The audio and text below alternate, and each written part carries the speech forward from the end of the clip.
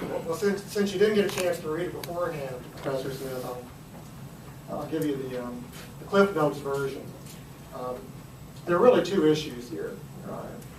One of the issues is whether the circulators for the Libertarian Party had voted in any other party's primary over the course of the last 2 calendar years, the previous 2 calendar years.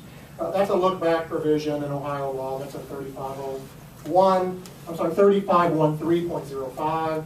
It says if you did not vote in another party's primary in the preceding 2 calendar years, you are considered to be a member of the party for which you're circulating.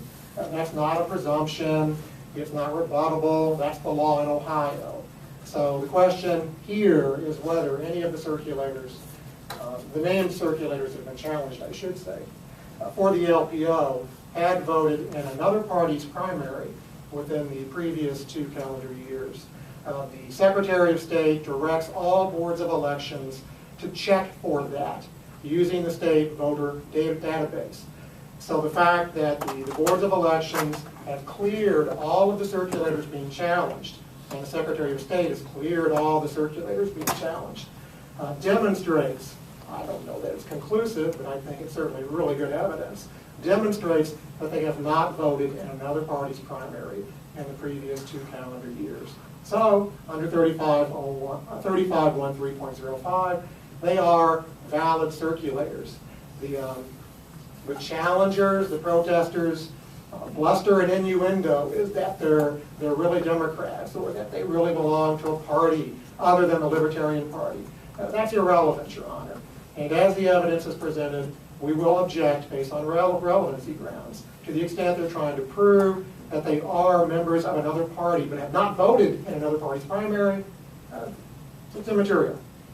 The second issue, Your Honor, is whether the circulators erroneously failed to disclose their employers under 3501.38 subsection E1 of the Ohio State Code. The law is clear, as pointed out in our brief. In Ohio, there is a distinction between employers and employees and independent contractors. The Ohio Supreme Court has said such. The Court of Appeals in the Evans case, which is cited in our brief a lot, has said such. That's the law in Ohio. The Secretary of State, in both of those cases, argued to the contrary. Tried to argue that you had to disclose payors, and the courts rejected those arguments. So the law in Ohio is you only have to disclose your employer. You don't have to disclose your payor. So if you're an independent contractor, you do not have to disclose. You don't have to disclose your payor, and you don't have to disclose yourself as your employer. That's all there is to it in Ohio. In response to those 2 opinions, rejecting the Secretary's argument to the contrary, the Secretary of State issued directives acquiescing in the court's opinions. And the directives say to the boards of elections that the employer's statement is a mere technicality. So, if the circulator gets it wrong, you shall not exclude his or her petitions based on an erroneous employer statement. Secretary Blackwell said that. Secretary Berner said that. Secretary Husted has not said one way or the other. But he has not rescinded either of those directives. Those directives are the law in Ohio. So, Your Honor, even if the circulators made a mistake, even if they were actually employed, the mistake is a technicality. It does not require the invalidation of the part petitions. The part petitions include more than 500 valid voter signatures. The Secretary, the boards of elections, have so determined.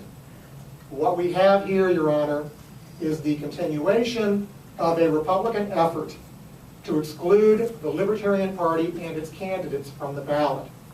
The legislature, the governor attempted to do that with SB 193. The Libertarian Party went to federal court, and we got a federal court order saying you can't do that. So now the Republican Party is lost in federal court. The Libertarians are on the ballot, and now they're renewing their efforts before you to selectively kick their candidates off the ballot, using technicalities in Ohio law, using bluster and innuendo. I think the Secretary of State is smarter than that. The Secretary of State recognizes game's over, the federal court, the federal judge put the Libertarians on the ballot, it's time to move on.